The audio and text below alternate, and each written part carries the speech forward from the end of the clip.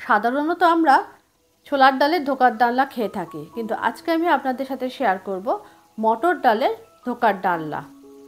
একদমই রান্নাটা করা একদমই সহজ। তাহলে চলুন আজকে রান্নাটা আমরা স্টার্ট করি। এই ধোকার ডালনা করার জন্য আমি এখানে 300 গ্রাম মতো মটরের ডাল প্রায় 2 ঘন্টা ধরে ভিজিয়ে রেখেছিলাম, এবং মটরের ডালটা আমি ভাগে ভাগ করে নিয়ে দুবারে মিক্সিতে আমি এটাকে পিষে নেবো। প্রথমবার যখন মটর ডালটা পিষলাম তখন এর মধ্যে দিয়েছি 2টো কাঁচা লঙ্কা, দিয়ে ভালো করে একটা মিহি পেস্ট করেছে। আর দ্বিতীয়বার যখন মটর ডালটা পিষেছে তখন এর মধ্যে দিয়ে দিয়েছে একটা বড় সাইজের টমেটো, দিয়ে মটর ডালটা খুব ভালো করে পিষে নিয়েছে। এমনভাবে পিষেছে যেন পুরো একেবারে মিহি পেস্ট নয়, যেন মাঝে মাঝে একটু ডাল মুখে পড়ে, এমনভাবে পিষেছে। তাহলে ডাল বাটাটা রেডি। এবারে আমরা একটা মশলার পেস্ট বানিয়ে নেব। একটা মিক্সিং বোলের মধ্যে আমি দিয়ে দিলাম 1 টেবিল স্পুন ধনে গুঁড়ো, 1 টেবিল স্পুন ভাজা জিরে গুঁড়ো, 1 tablespoon red chilli powder, স্বাদ অনুযায়ী লবণ এবং হলুদ, দিয়ে অল্প একটু জল দিয়ে খুব ভালো করে মশলাটা গুলে রেখে দেবো। আর বড় সাইজের 2টো আলু টুকরো টুকরো করে কেটে রেখেছি। এবারে আর একটা পেস্ট বানিয়ে নেব। তার জন্য নিয়ে নিয়েছি বড় সাইজের 2টো টমেটো এবং কাঁচা লঙ্কা দিয়ে পেস্ট বানিয়ে নিয়েছি। এরপরে একটা মিক্সিং বোলের মধ্যে নিয়ে নিয়েছি প্রায় 200 গ্রাম মতো টক দই। তার মধ্যে দিয়ে দিয়েছি 1 tablespoon red chilli powder এবং অল্প একটু গরম মশলার গুঁড়ো। এটাও একটা আলাদা করে পেস্ট বানিয়ে রাখলাম। এরপরে কড়াইতে দিয়ে দিয়েছি বেশ কিছুটা পরিমাণ সর্ষের তেল। তেলটা ভালো করে গরম হলে আমি তেলের মধ্যে দিয়ে দিয়েছি অল্প একটু হলুদ আর দিয়ে দিয়েছি একটু আদা বাটা। দিয়ে খুব ভালো করে আদার কাঁচা গন্ধটা চলে গেলে এর মধ্যে দিয়ে দিয়েছি আমি বেটে রাখা ডালটা, দিয়ে খুব ভালো করে ডালটাকে ভেজে নিতে হবে যেন ডালের কোনো কাঁচা গন্ধ না থাকে এবং ডালের ভেতরে সমস্ত জল যেন শুকিয়ে যায়। এই সময় দিয়ে দিয়েছে স্বাদ অনুযায়ী নুন এবং চিনি। ডালটা কিন্তু প্রায় ভাজা হয়ে গেছে, দেখুন কড়া থেকে ছেড়ে আসছে, তার মানে ডালটা ভাজা হয়ে গেছে। এরপরে একটা প্লেট নিয়ে নিয়েছে, তাতে বেশ খানিকটা সাদা তেল আমি একটু ব্রাশ করে নিয়েছে এবং এর মধ্যে দিয়ে দিয়েছে ভেজে রাখা ডাল বাটাটা। সমস্ত ডালটা প্লেটের মধ্যে নিয়ে নিয়েছি এবং খুন্তি দিয়ে দিয়ে প্রেস করে ডালের ওপরটা আমি প্লেন করে নিয়েছি এবং পুরো ডাল বাটাটাকে আমি একটা চৌকো শেপ দিয়েছি।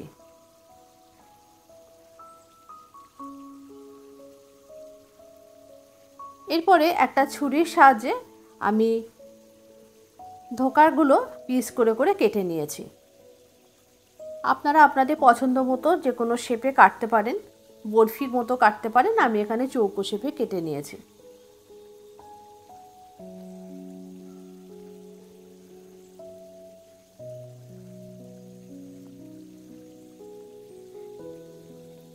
এবং থালায় যেহেতু তেল লাগানো আছে যার ফলে ডালটা কিন্তু একেবারে সুন্দরভাবে উঠে আসছে প্লেটের থেকে।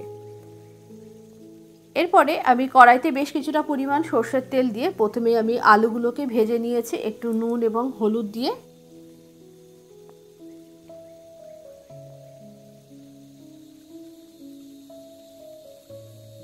আলুগুলোকে ভেজে একটা পাত্রে তুলে নেওয়ার পর ওই তেলের মধ্যেই আমি প্রথমে একটু ফোড়ন দিয়ে দিয়েছি তেজপাতা এবং শুকনো লঙ্কা, আর দিয়ে দিয়েছি অল্প একটু গোটা জিরে।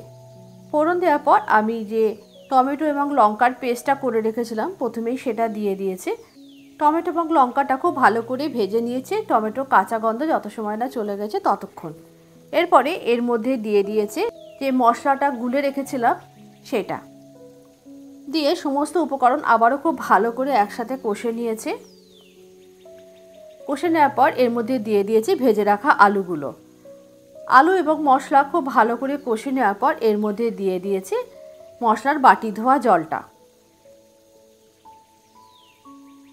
এবং আরও একটু জলের প্রয়োজন, সেই জন্য আরেকটু জল দিয়ে দিয়েছি। এরপরে আলু এবং ঝোলটাকে খুব ভালো করে ফুটিয়ে নেব। অপর আর একটা ওভেনে আমি একটা ফ্রাই প্যান বসিয়ে সেখানে অল্প তেল দিয়ে দিয়েছি, দিয়ে আমি ডালের যে বরফিগুলো আলাদা আলাদা করে ভেজে নিয়েছি এক এক করে।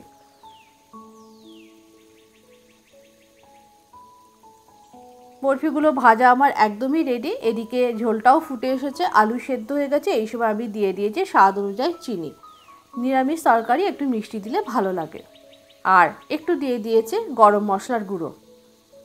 এরপরে গ্যাসের ফ্লেমটাও একদম আস্তে করে দিয়েছি, দেওয়ার পর দিয়ে দিয়েছি এর মধ্যে ভেজে রাখা ধোঁকাগুলো। ধোকাগুলো খুব বেশিক্ষণ ঝোলের মধ্যে দিয়ে ফোটানোর দরকার নেই। এরপরে ধোকার ডালনাটা একেবারেই রেডি। নামানোর আগেই দিয়ে দিয়েছে অল্প একটু ঘি। এরপরে আমি ধোকার ডালনাটা একটা প্লেটের মধ্যে সার্ভ করে নেব। আজকের রেসিপিটা আপনাদের কেমন লাগলো অবশ্যই জানাবেন। যদি ফেসবুক থেকে দেখে থাকেন তাহলে একটু লাইক করে শেয়ার করে দেবেন বন্ধুদের মধ্যে। আর যদি ইউটিউব থেকে দেখে থাকেন অবশ্যই একটু চ্যানেলটি সাবস্ক্রাইব করে দেওয়ার জন্য অনুরোধ রইল। আপনারা অবশ্যই বাড়িতে এরকমভাবে ট্রাই করবেন, আপনাদের আশা করি খুবই ভালো লাগবে। আবারও দেখা হবে পরবর্তী ভিডিওতে আর একটা নতুন কোনো রেসিপির সাথে।